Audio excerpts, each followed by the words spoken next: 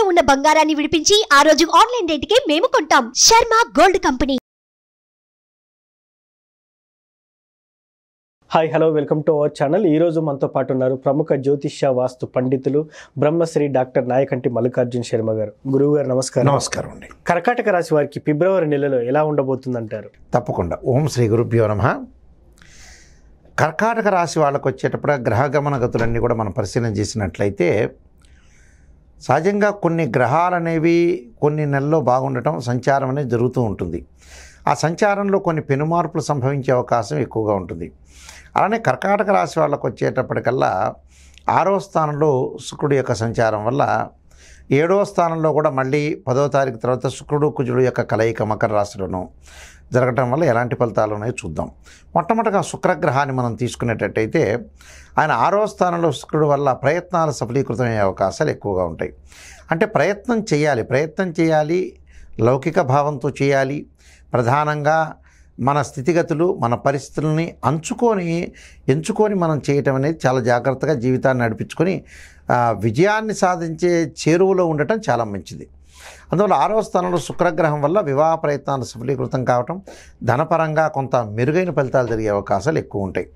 అంటే మెరుగైన ఫలితాలంటే ఏమిటి అంటే ఒక మెట్టు మనం దిగాలి, ఎక్కడ తగ్గాలో ఎక్కడ నెగ్గాలో నేర్చుకున్నవాడే మనిషి అని అర్థం. అలా 6వ స్థానంలో శుక్రుడు వల్ల మన ప్రయత్నాలు మనం గట్టిగా చేయాలి. ఆ ప్రయత్నాలకు తగ్గట్టు ఎదుటి వాళ్ళ యొక్క విషయాలు కూడా ఆలోచన చేసి మనం ముందుకెళ్తేనే విజయం సాధించే అవకాశం అనేది ఒకటి ఉంటుంది. నేను చెప్పేదే వేదం అనేది ఆలోచన చేయకూడదు. అలానే శుక్రుడు 7వ స్థానంలో ఉండటం, కుజుడు కూడా 7వ స్థానంలో ఉండటం వల్ల కొంత మెరుగైన ఫలితాలు ఉంటాయి. అంటే ఆరోగ్యపరంగా కొన్ని ఇబ్బందులు కలిగే అవకాశాలు అనేవి ఉంటాయి. కానీ బట్ వివాహ ప్రయత్నాలు, డబ్బు పరంగా ప్రయత్నాలు కొంత అవుతాయి. కానీ కొద్దిగా సమయాభావం అనేది ఎక్కువగా తీసుకుంటుంది ప్రధానంగా. అలానే కళ్ళ పట్ల ఆసక్తి, ఉద్యోగపరంగా ఇబ్బందులు లేకుండటం, ఉద్యోగపరంగా అనుకూలమైన ప్రయత్నాలు సఫలీకృతం కావటం, వ్యాపార పరంగా కూడా కొన్ని లక్షణాలు బాగా జరిగే అవకాశం. అంటే వ్యాపార భాగస్వామ్యం కూడా తోడ్పాటు, అలాంటి డబ్బులు పెట్టుబడి పెట్టేవాళ్ళు ముందుకు రావటం కలిసి వచ్చే కాలం అని చెప్పుకోవచ్చు. అయితే ఇక్కడ శని యొక్క ప్రభావం అనేది ఒకటి ఉంది. చాలామంది కూడా ఆందోళన చెందుతుంటారు, మాకు 8వ స్థానంలో శని ఉంది. నిజంగా జ్యోతిష్ శాస్త్రం ప్రకారంగా గోచార రీత్యా ఉండే వాటికి ఒక 20% మాత్రం ఫలితం వస్తుంటుంది. అలానే ఏదైతే వాళ్ళు జన్మజాతకం అనేది తీసుకుని ఆ జన్మజాతకాన్ని బట్టి మనం అనుసరించి ముందుకెళ్తేనే కరెక్ట్గా గ్రహస్థితి అనేది వచ్చే అవకాశం ఉంటుంది. కేవలం ఇవన్నీ కూడా గోచారం అనేది కొంత సపోర్ట్ మాత్రమే తీసుకుని ముందుకెళ్తాం. అంటే ప్రజెంట్ సిచ్యువేషను, ప్రధానంగా స్థితిగతులు ఏంటి, మనం నిర్వహించాల్సిన పని ఏంటి, నిజం ఏంటి తెలుసుకోవడానికి గోచారం ఉపయోగపడుతుంది. కాబట్టి వీళ్ళకి 8వ స్థానంలో శని ఆందోళన చెందాల్సిన పని లేదు. కానీ ప్రయత్నాలు మటు కొంత లోపం వచ్చే అవకాశం ఉంటుంది. అంటే ప్రయత్నపూర్వకంగా మనం ఎంత చేసినా కూడా నిదానంగా వెళ్ళటం ఒకటి. వ్యాపార సంబంధ విషయాలు కానీ, ఏదైతే ఉద్యోగ ప్రయత్నాలు కానీ, ఈ ప్రయత్నాలన్నీ కూడా నిదానంగా వెళుతూ ఉంటాయి.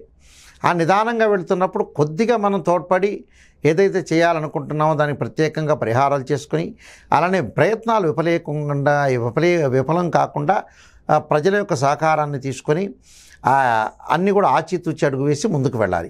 అలానే ఆచితూచి అడుగు వేయాలంటే చాలామంది దీర్ఘకాలికంగా ఆలోచన చేసేవాళ్ళు కూడా ఉన్నారు. బ్రహ్మగారు మనకి అంత టైం ఇవ్వాలి, 500 సంవత్సరాలు ఇవ్వాలి.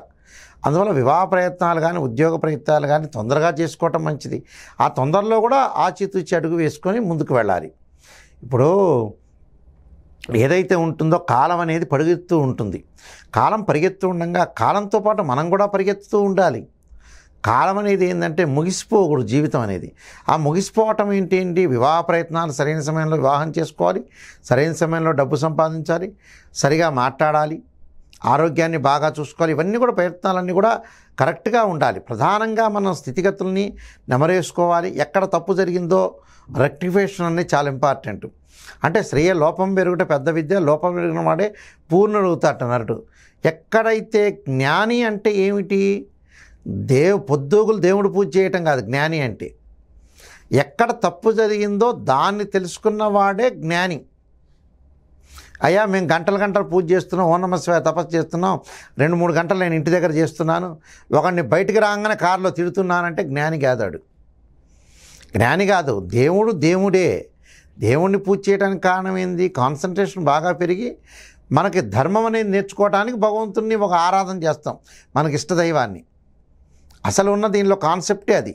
ఈ కాన్సెప్ట్ తెలుసుకోకుండా గంటల గంటలు పూజ చేసుకుని హ్యాపీగా బయటకు వచ్చిన తర్వాత తిట్లు తిట్టడం ఒకటి, స్వార్థపరంగా ఉండటం వల్ల ఏది భగవంతుడు మార్కులు వేయరు.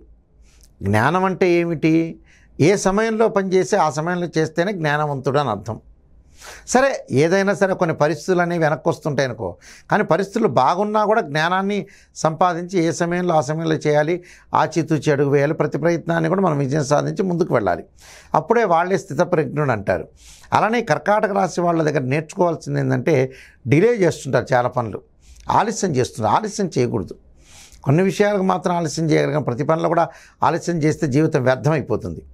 అలానే ఈ నెలలో ఫిబ్రవరి మాసంలో వచ్చేటప్పుడు కర్కాటక రాశి వాళ్ళకి కొంత గురుబలం వల్ల అనుకూలమైన స్థితిలో ఆర్థిక పరంగా విజయం సాధించే అవకాశం ఉంటుంది.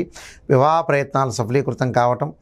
అలానే వీళ్ళకి వచ్చేటప్పటికల్లా రాహు యొక్క ఫలితం వల్ల కూడా విదేశాలకు వెళ్ళటం ఒకటి, ఉద్యోగ ప్రయత్నాలు, వ్యాపార భాగస్వామ్య ప్రయత్నాలు కూడా చాలా ఉండే అవకాశాలు ఎక్కువగా ఉంటాయి. అంటే ఇక్కడ ఎలా జరుగుతుందంటే, కుటుంబ అంశంలో కూడా కొంత శాంతి మార్గంలో ఉండటం, అలానే కొంత విద్యార్థులు కూడా చదువుపై దృష్టి పెట్టే అవకాశాలు బాగా ఎక్కువగా ఉంటాయి. అలానే ఇక్కడ ఏదైతే ప్రతి ప్రయత్నం కూడా విద్యకు సంబంధించిన పెద్ద ప్రయత్నాలు కూడా వీళ్ళకి మంచి జరిగే అవకాశాలు ఎక్కువ ఉంటాయి. అంటే విదేశాలకు వెళ్ళటం, విదేశాల్లో మంచి విశ్వవిద్యాలయంలో సీట్ రావటం, కుటుంబ జీవితం కూడా అనుకూలంగా ఉంటుంది. ప్రేమ సంబంధ విషయాల్లో కూడా చాలా అనుకూలం. ఆర్థిక సవాళ్ళను ఎదుర్కొంటారు. ఆర్థిక పరంగా బాగున్నా కూడా ఆర్థికంగా ఇంకా రావాలని కొన్ని పెను సవాళ్ళను ఎదుర్కొనే అవకాశాలు ఎక్కువ ఉంటాయి. ఈ నెలలో కొంత ఖర్చులు పెరిగే అవకాశం బాగా ఎక్కువ ఉంటుంది. ఆరోగ్య విషయానికి వస్తే ఆరోగ్యపరంగా కూడా కొద్దిగా ఇబ్బందికరమైన వాతావరణాన్ని కొంత ఉంటుంది కాబట్టి దానికి కొన్ని ప్రత్యేకంగా పరిహారాలు చేసుకొని ముందుకు వెళ్ళటం ఒకటి. కుజశుక్రుల యొక్క కలయిక వల్ల కూడా కొంత అనుకూలమైన ఫలితాలు జరిగే అవకాశం ఎక్కువగా ఉంటుంది కాబట్టి వీళ్ళకి కొంత ప్రత్యేకంగా కొంత పరిహారం చేసుకొని ముందుకు వెళ్ళాలి. కుటుంబ జీవితం కూడా కొంత అనుకూలంగా ఉంటుంది. ఉద్యోగంలో ఎలాంటి అహంకారపూరితమైనది కూడా ఉండకుండా ఉండాలి. అంటే ఉద్యోగం చేస్తుంటే కూడా కొంత అహంకారం ఉంటుంది. ఆ అహంకారాన్ని కూడా తొలగించుకొని ముందుకు వెళ్ళాలి. ప్రతి పనిలో కూడా జాగ్రత్తగా 10 మంది సమీక్షించి ముందుకెళ్తే మన మంచి ఫలితాలు జరిగే అవకాశం ఎక్కువగా ఉంటుంది. కాబట్టి వీళ్ళకంతా కూడా ఒక 65% ఫిబ్రవరి మాసంలో అనుకూలమైన ఫలితాలు జరిగే అవకాశం కట్టింది. మిగతా 35 కూడా అనుకూలించాలంటే ఎలాంటి పరిహారాలు చేయాలంటారు? తప్పకుండా ఆలోచన సరళిలో కొంత మార్పు జరగాలి. అంటే గతం కంటే కూడా కొంత ఆలోచన సరళిలో మార్పు జరిగితే మంచిగా ఉంటుంది. అలానే దాంతోపాటు శని యొక్క ఆరాధన చేయాలి. నీలాంజన సమాభాసం రవిపుత్రేమాగ్రజం ఛాయామార్తాండ సంభూతం తం నమామ్య శనైశ్వరం అనే మంత్రాన్ని, ఆంజనేయాయుధ్యం వాయుపుత్రాయుధ్యమే తన్నో హనుమత్ ప్రచోదయాత్ అనే మంత్రాన్ని, స్త్రీలు ముఖ్యంగా వాళ్ళు గౌరవింపబడతారు, వాళ్ళు గౌరవించుకుంటారు, ముందుకు వెళ్ళే అవకాశం ఉంటుంది. ప్రతి ప్రయత్నంలో భర్తకి తోడుగా ఉండాలనే ఆలోచనతో మంచి ప్రవణలు చేసే అవకాశం ఎక్కువ ఉంటుంది. స్త్రీలు ముఖ్యంగా వాళ్ళు చేయాల్సిన లలితా సహస్రనామ పారాయణం శుక్రవారం చేయడం చాలా మంచిది, ప్రాతకాలం లేచి.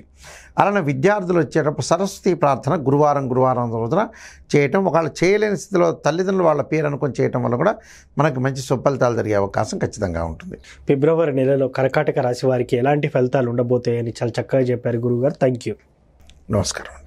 చూశారు కదా, ఫిబ్రవరి నెలలో కర్కాటక రాశి వారికి ఎలాంటి ఫలితాలు ఉండబోతున్నాయో గురువుగారి మాటల్లో విన్నాం. ఇది వాటి కార్యక్రమం. మరో కార్యక్రమంలో మళ్ళీ కలుద్దాం. Thank you.